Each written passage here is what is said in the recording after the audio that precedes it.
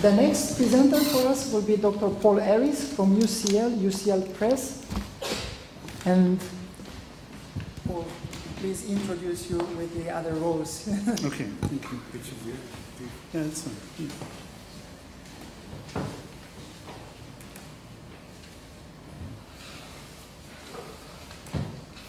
Okay, so thank you very much for the invitation to come and talk this afternoon. I'm Paul Ayris, I'm Director of Library Services at UCL and also Chair of the LERU Community of Chief Information Officers. LERU is the League of European Research Universities, which is based in Leuven in Belgium.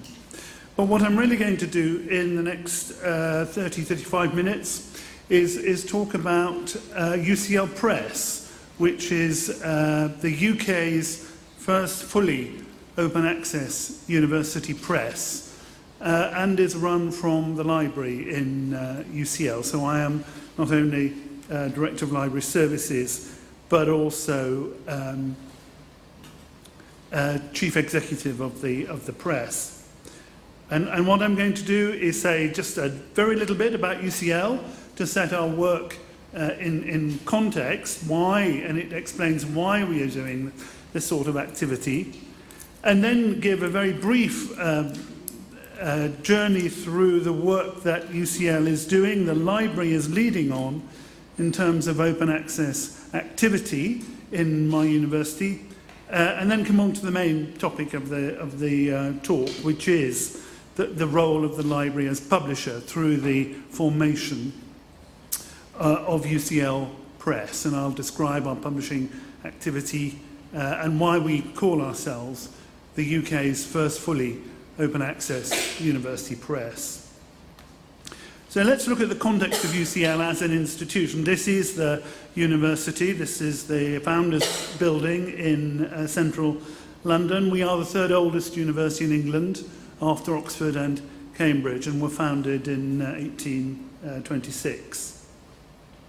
And these are some facts and figures which give you the shape and size of the university and the interests that our research active staff have in pursuing their research. So we are the top rated university in the UK in terms of research strength. Our total grant income in 2014 to 15 was just over £400 million, which is bigger than many total university budgets of some other universities in the UK. So this figure tells us that UCL is an extremely intensive research organisation where research really counts in terms of impact and visibility for the university in a global setting. We were 7th in the QS World Rankings of universities this year, and again that is largely, though not entirely, due to our research activity.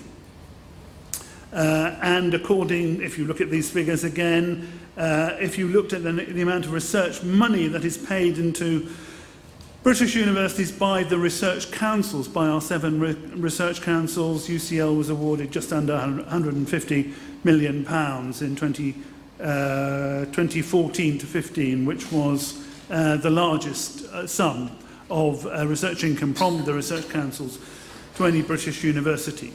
So this gives you the size and the flavour of the institution. It is highly research intensive, very competitive, and expects to work on a global scale in terms of the research it produces and the outputs. And one part of that activity is open access publishing and compliance with open access mandates in the UK and from European funders. And it is UCL, it is the library that has led all this activity in terms of devising the open access policies, which my university has, and the levels of compliance that we show with research funder mandates. Europe has many research policies. The Pasteur for OA project shows that Europe has 461 open access mandates, and none of them is the same.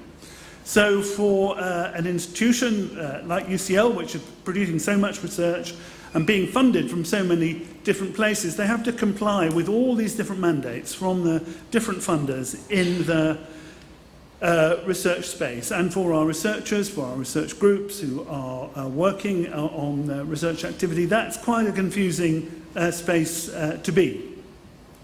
So one of the things the library has been able to do in UCL is to provide leadership and guidance in putting in place frameworks and support to help our researchers comply with all these research funder mandates.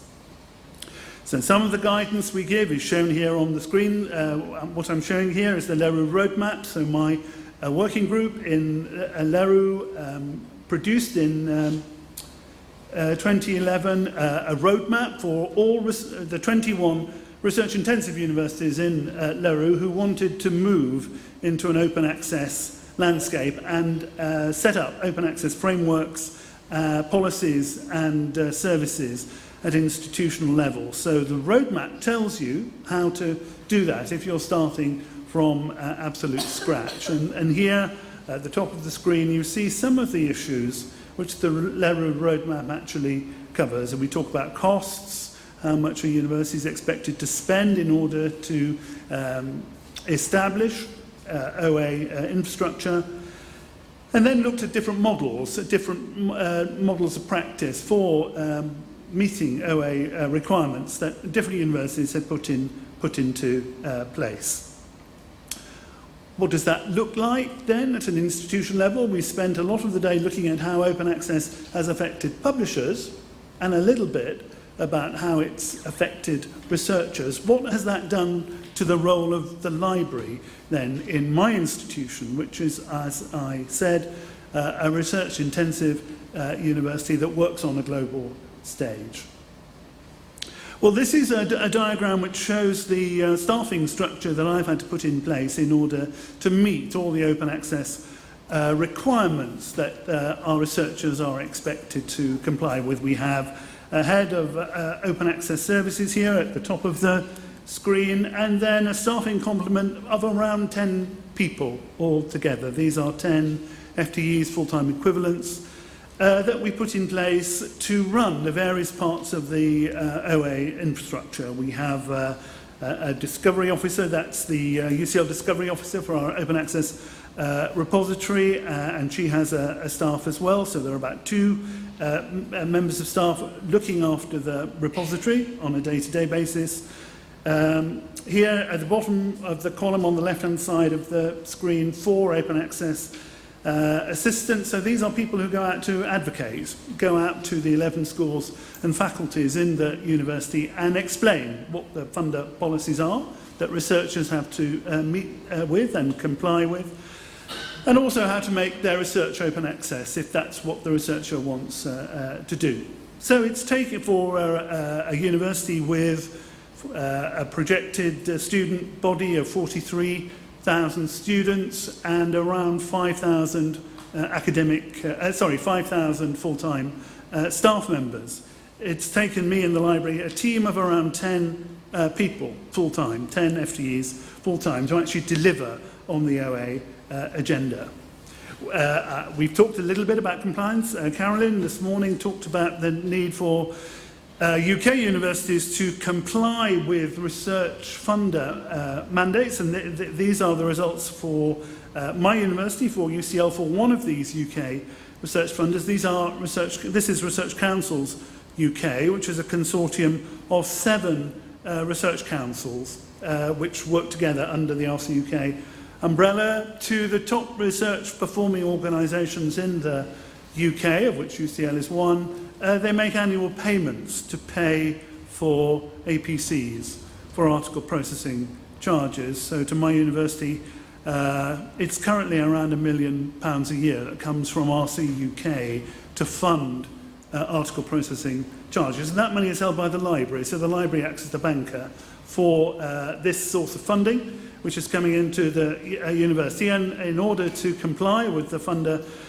requirements, we have to make a certain number of papers available as open access, and usually gold open access. So the target for this current year, which is year 4 of the funding agreement with RCUK, is for 1,090 papers to be made available as open access. And our target, our performance to the end of June, so just a short way into the reporting period, because we're talking about government funding years, which run from April to March, was we made 423 papers available. So about 39% of the target had already been reached by spending that £1 million, usually on gold OA. And the graph here at the bottom of the screen shows the proportion of gold OA payments, obviously the gold bars, versus the number of papers that are made available as green OA, and that's the green bar on the top of each column.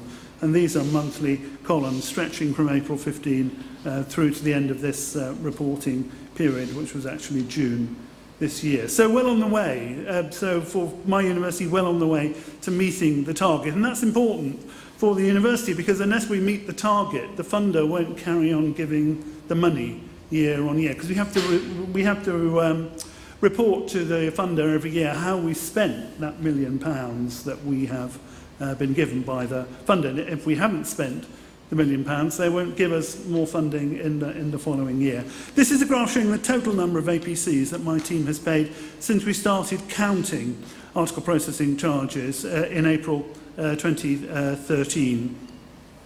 So in my university, because I have established the OA team in the library to manage all OA operations, all open access operations in UCL, all the payments are made centrally through the library, which is how we're able to track the payments. If the payments were made by individual departments or faculties from individual research grants, that would be extremely difficult, if not impossible, for the university to know how much is being spent on open access, because you couldn't track the payments across all 75 departments if the payments are devolved.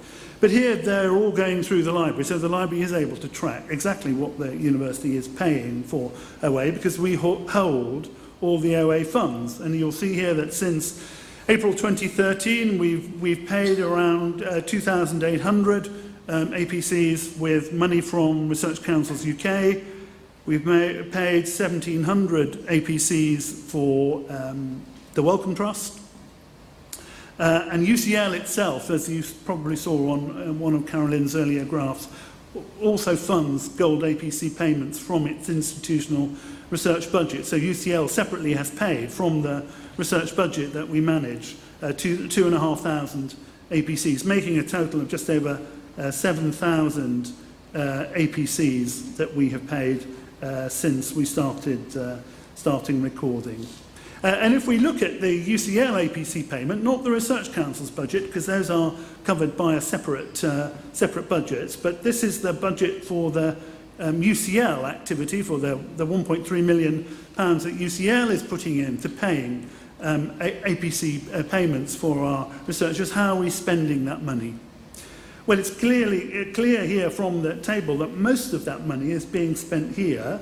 I've got a flicker here. There we go. £898,000 being spent on prepayments and memberships. So we're buying membership arrangements with individual publishers for unlimited or an agreed amount of APC publishing for gold OA publishing, or we're joining a membership scheme which allows gold OA publishing to take place with that publisher. And most of that UCL money at the moment, in terms of supporting OA, is being spent on membership schemes.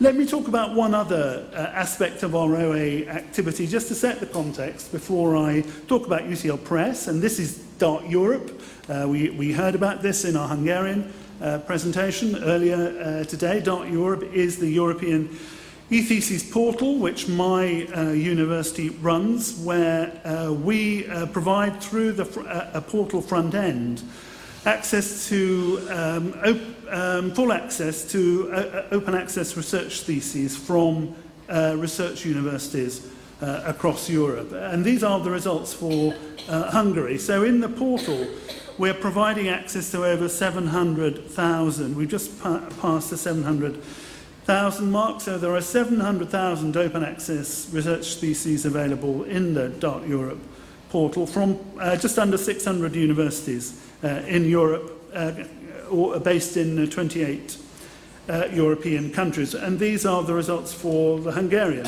universities that we have in the portal. We have just over 12,000 Hungarian theses in the portal, but not all your universities are represented in the portal. I'm sure if you look at the list, you'll see whether your university is listed there or not. If your university is not listed there, and you would like your material to be made available in the portal, come and talk to me afterwards, and we can make some arrangements to make sure that we start harvesting your metadata so that your Hungarian material is available. This is the main European gateway into European research theses, and if your university is not represented in the list, it means that the outputs from your students are not getting the visibility and the potential to be more cited that they deserve. So you're putting your students at a disadvantage because other European universities are making their research theses available, and their students are getting more visibility as a result of their theses being present in the Dart Europe portal. So that's the context of open access activity that existed in my university. But why wasn't that enough? Why did I say, well, actually, that's a good start, but we haven't done everything that we should do. I want to become an open access publisher. And it was my idea to become an open access publisher, and that's what we did. And the clue as to why that was a good idea is in this slide here. This is a list of the downloads from UCL Discovery, which is our green open access repository, and it is a list of the 10 most popular downloads in the first quarter of 2016. And you'll see that 2 of these 10 items, number 1 and number 5, are actually books.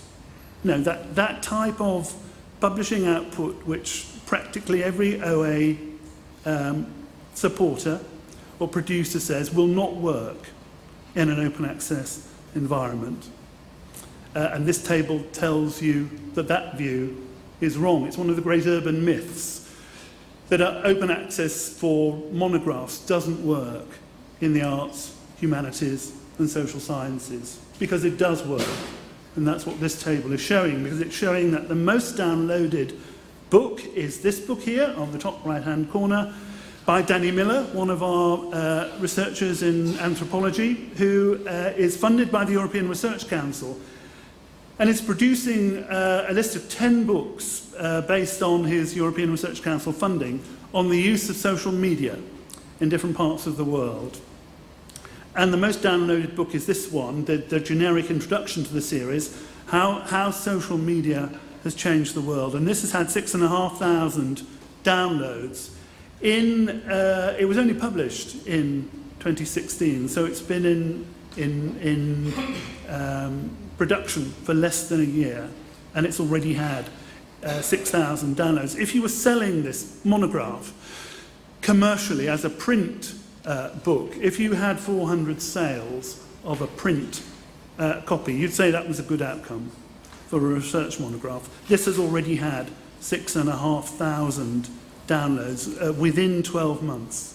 There are another 10 books in the series, and you see number 5 is another one in that series. That's had 2,000 downloads in the time that it has been available. So that's why we've started UCL Press, because an open access monograph publishing activity will revolutionise the way that your research outputs in monograph form are made available and how they are used by other people who would never see the printed copy if it were for sale in a conventional way through sales of print copy over the bookshop counter in a bookshop. So what does the press look like? Well, it fits into the library strategy. This was another driver for me starting the press. These are the 6 key performance areas in the library strategy, and open access sits in the 6th key performance area down here at the bottom of the screen, which is looking at communication, open access, and outreach. And the press is actually just 1 year old. We launched it on the 4th of June 2015, and these are pictures from the launch party in my university in central London. This is the launch book here on the left-hand side by Professor Lisa Jardine on Temptation in the Archives. It's a collection of her essays on lives and letters of historical figures in the Dutch Golden Age in the 17th century. And this is the late Professor Jardine. I'm afraid she's no longer with us. Sitting here at the launch party, just about to give the most fantastic speech from an academic as our launch author on why she chose UCL Press and why she absolutely insisted that her last book, because this is her last book, why her last book was open access and why it wouldn't work and why she wasn't interested in publishing it as a commercial monograph through the commercial business route. She was absolutely committed to open access as a way of opening up the material that she was describing and is contained in the book to a wider audience. And she thought that open access was the only way that she wanted to do that. So this is the model for UCL Press. Most open access policies, nearly all the open access policies that we've been discussing today from our research funders, as I say, actually exclude monographs on the grounds they think it won't work, or there isn't enough infrastructure in the OA system to allow academics to publish OA monographs. So one of the things I tried to prove, and I think I am proving, is that that's a false assumption that there is interest and there is potential for research academics in arts, humanities and social sciences to publish open access monographs. And the library in your institution, if you are setting up a university press, is the place where that activity can start. And that's why we launched this activity in UCL from the library. So while I'm here as Chief Executive of UCL Press today, I'm conscious of the fact, I want to make it clear that this press is based in the library, and it's a new activity the library has started to support the research activity of the university and to break the current mould in the business model for research monographs that are published through conventional publishing systems. We are the first fully open access university press in the UK, and we see open access as an opportunity, not as a threat. Some of the discussions today I don't recognise because it presents open access as a problem, a threat, or a challenge. I don't see it as any of those things. I see it as an opportunity to do things differently and to succeed. And if you have a positive attitude and come to the workspace with that idea in mind, that success is the only thing you're interested in, then you will succeed. And open access publishing through a monograph system like this will work.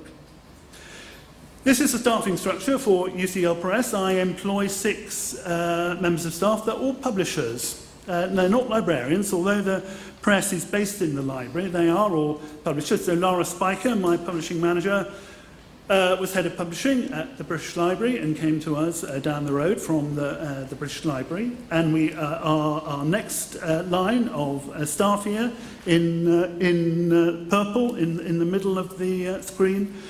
These are all commercial publishers or people who've worked in commercial publishing systems who've chosen to work with us in the press. So in fact, one of our colleagues here, who is our managing editor, has come to us from Oxford University Press because she wanted to work in London, but also in a fully open access environment. So none of these people is a librarian.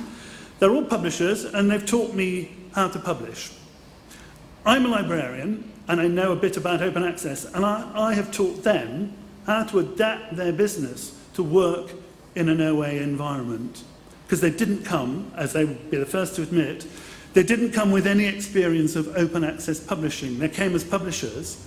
I came to the table as someone who worked a great deal in open access, but knew nothing about publishing as an industry. So we meet in the middle.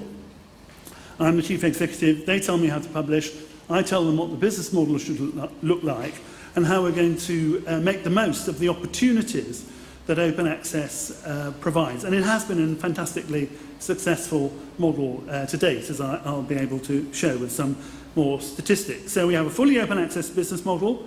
We do sell print copies. We have a print on demand service, so you can log on to the UCL Press website, which is embedded here in the slides, and you can see the free digital copy of all our monographs. So Lisa Jardine's monograph on temptation in the archives, Danny Miller's books on social media. These are all available free at point of use with no barrier as a PDF or in an enhanced digital version through our enhanced digital interface. If you want to buy a paper copy, you can do, and then that's a transaction between you as the reader and the supplier who sits behind the website. We use a third party to produce print on demand for all our books. Now, if you have, the most common reason that some people will give you for not developing an open access monograph system is, I won't sell any books, I won't make any money. Because if you're giving the content away, if it's free through the PDF or through the enhanced digital version, why would anybody buy a paper copy? Do you think they buy paper copies? Who thinks they buy, I'm still selling paper copy? Okay, about half of you. Who thinks I'm not selling any paper copy? Who doesn't know? Okay, a very honest lady at the back says she doesn't know. Absolutely, that's a very, very brave and sensible position to take. In fact, we are selling paper copy. Why? Because the digital copy acts as a marketing tool which encourages the reader who has really enjoyed interacting with the book to go out and buy, or do a transaction online and buy a paper copy. And in fact, the fact that these books are available free as digital outputs has made absolutely no difference to the level of sales. We produced 13 books, published 13 books in our first year of activity. And each one is selling on average around 175 copies. And they will sell more because we're only a year old. That's in the first year of production. So those figures will increase. So this magic figure of 400 copies as being a very good output in terms of sales of paper copy will be attained probably by most of these books. So free online open access research monographs has not dented the sale of the print version because people are still wanting to buy that. So these are the 13, as I say, we have produced 13 research monographs in the first year of publishing. Our aim this year is to publish 30 books. We've had 150 submissions from authors, all of them out in various stages of peer review at the moment, because all the books are peer reviewed before we send them through, or we'll sign the contract with the author and send them through to production. And most of those books, most of those 150 proposals probably will come through peer review as being publishable. That's far more, those are far more monographs than we have capacity to publish already.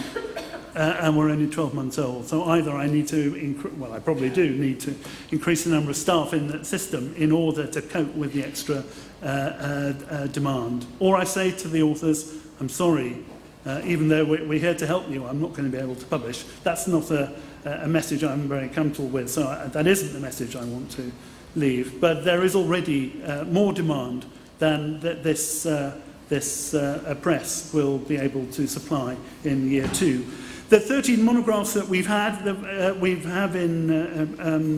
available on the website, they've had just over 40,000 downloads of the flat PDF from the Discovery, because the copy sits in UCL Discovery, which is the UCL repository. So that's the silo where the content is curated. And we've had about 20,000 views from the enhanced digital version, which is not the flat PDF, but has an enhanced front end that we've developed in conjunction with a third party to produce an enhanced, but with video and more photographs and interviews with the author, and the ability to leave comments for the author to respond to if, as a reader, you want to leave a comment on what you're reading in his or her book. As I say, overall, we've already sold just over 2,250 print sales. We've just launched our first textbook, so those 13 books are research monographs. We're also going to launch a series of textbooks, open access textbooks. That's really radical, because if not many people publish OA research monographs, hardly anybody publishes OA textbooks. UCL Press is going to produce OA textbooks, and we've just produced our first. This is a textbook on, I'm afraid it's on a rather grim subject. If, like me, you're a historian and don't know anything about medicine, it's got some rather grim medical photos. It's on burns and plastic surgery, which is produced by the Royal Free Hospital in London, which is a specialist centre for the treatment of burns and with plastic surgery. It comes from the master's course. And Deepak Kailaskar, who's the first named author here, is one of the colleagues here in the photo, which is the front cover for the book. And I asked him at the his launch party, why he wanted to publish his textbook with UCL Press. Because if he had placed it with a commercial publisher, he could have made, I imagine, quite a bit of money on royalties. It's a very easy discussion for UCL Press with an author when the author comes to say, how much am I going to get in royalties? I say, oh, that's very easy, we don't pay royalties. So if you want to earn royalties, you better go and publish with somebody else, I'm afraid, because I'm not going to pay you royalties. If you want to publish in OA because you believe in the subject and you want greater dissemination, greater visibility for your output, then UCL Press is for you. If you want to go and make money, that's fantastic, absolutely up to you, but you go and publish with somebody else, because you won't make any money from me. And we've had one or two people who said, oh, I want to publish my book I want to get royalties, so I'm going to publish with somebody else. But Deepak didn't say that. He said, I want to publish with UCL Press precisely because it is an open access press, and I'm more interested in getting my textbook out to developing countries, and countries that don't have the skill and knowledge about plastic surgery that we have here in London. I want to share that with the rest of the world. And that's why OA is good for them, and good for textbooks, and good for learning, because it does tick that box and enables you to deliver on that agenda, which commercial publishing does not do.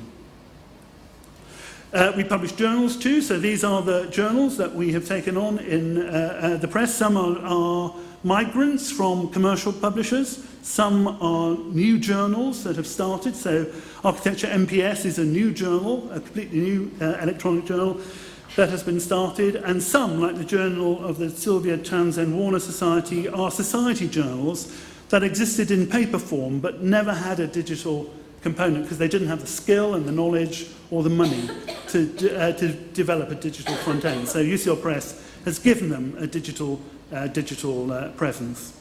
We also host student journals as well. So these are journals which we encourage our students and student societies to publish as part of their curriculum activity in UCL. So there are 7 journals here from student societies in UCL. They're not UCL Press journals per se, because they don't carry the UCL Press imprint, but UCL Press provides the infrastructure to allow the students to produce these journals themselves, or student societies to produce the journals themselves. And that we're using a system we developed in UCL as a result of 2 JISC-funded projects, so thank you to JISC for providing the initial funding that allowed us to develop this system. We call it an overlay journal system, where the content of these 7 journals sits in UCL Discovery. So the silo is the repository, the green open access repository that UCL is running, that's based in the library. And there's a discovery layer over the, and presentation layer over the top of the repository using OJS, Open Journal System, and that produces the front end that the editors use in order to produce the journal. So it's the student society, the peer reviewers that are using that layer to manage the flow of manuscripts into the journal. And the society uses in order to present the final version, the issue of the journal to the world. So this is what an overlay journal looks like. This is the splash page for volume 17 of the Journal of Bentham Studies, which is an overlay journal in the UCL sense. This is the initial page that a reader would discover if they were doing a search in Google, since all this material will be indexed in Google. They will click on the link onto volume 17 and get the contents page, which is here. This is Jeremy Bentham, our 17th century utilitarian philosopher, 18th century utilitarian philosopher, who is one of the founding fathers of UCL, who, amongst other things, invented the word international. So when we say international, it's Bentham invented that word because he saw it as a way of breaking down national boundaries. So you've got the contents page here, volume 17.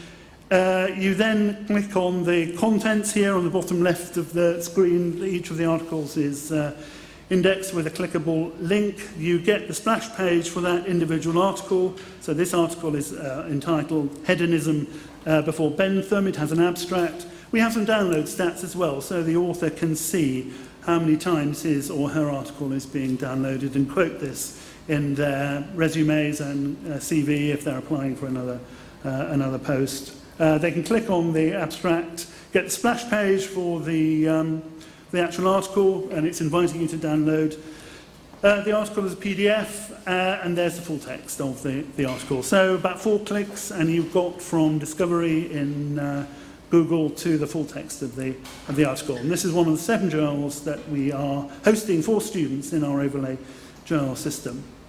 So UCL Press, finally, my final slide. UCL Press is a UCL activity. We use the publishing services for research monographs, journals and textbooks to support our research outputs, because we are very research-intensive universities.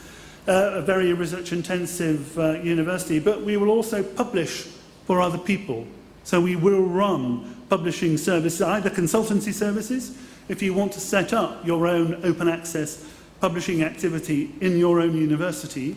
Lara and her team will come out and do consultancy for you in order to tell you what you need to do if you want to build something like UCL Press in your own university, if you want to have all your own infrastructure, as we have built the infrastructure in UCL. We also do something else. If you don't want to build your own infrastructure, but still want to have an OA press that you're using to publish monographs and textbooks and journals, we will provide those publishing services for you under contract. So you can badge it as a consortial press by all Hungarian universities, or an individual Hungarian university, or an individual Slovenian university, or all the libraries in Slovenia that we'll be visiting later this week. And UCL Press can offer that as a publishing service, badged in the way that you want it, presented in the way that you want it. It won't look like UCL Press, it will look like your press, but it will be UCL Press behind the scenes. They're actually running the back end for you, so that you don't have to build that infrastructure yourself, if that's the model that you want to follow.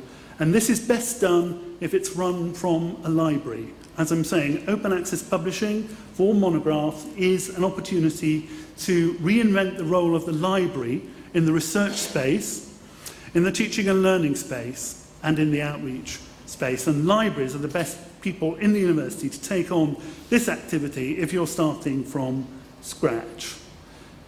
So my conclusion is open access is an opportunity. It's not a problem, it's not a challenge, it's not something to worry about, it's something to rejoice in, because it presents so many opportunities for you to reassert a leadership role in your organisation, to guide it to the next generation in terms of the dissemination of its research and learning outputs.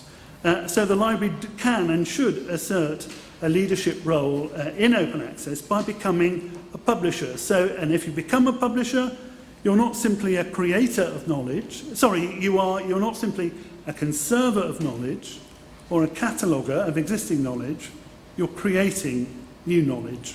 So you become a knowledge creator, not simply a knowledge conserver. And that's an important new role, because it is an important new role for the library in this very, very exciting space. If you have been, thank you for listening. I'd be very happy to hear any comments or take any questions that you might have.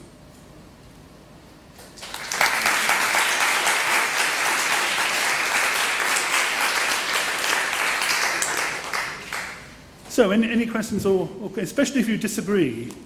I'd really like to hear it if you disagree. Anybody violently disagree or want to make any point?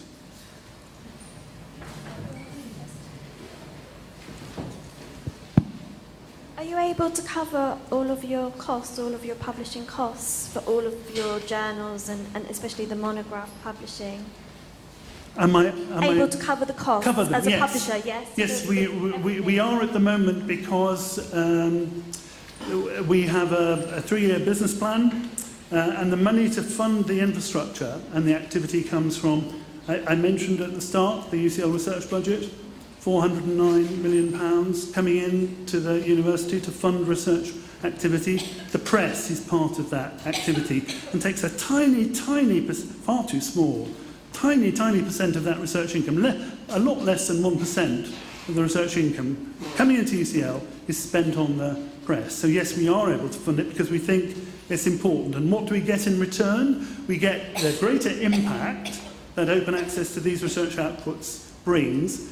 It encourages more students to apply to UCL as their first port of call when they're choosing to do postgraduate research. We already know from the interviews that our graduate school has with new PhD students, new master students. Why did you choose UCL? Oh, we know about your research because we saw it in the repository, we've seen it in the press. So we already know that's having an impact in terms of generating income for the university through student fees. So that's why the research budget can be used to fund the publishing costs. Hello.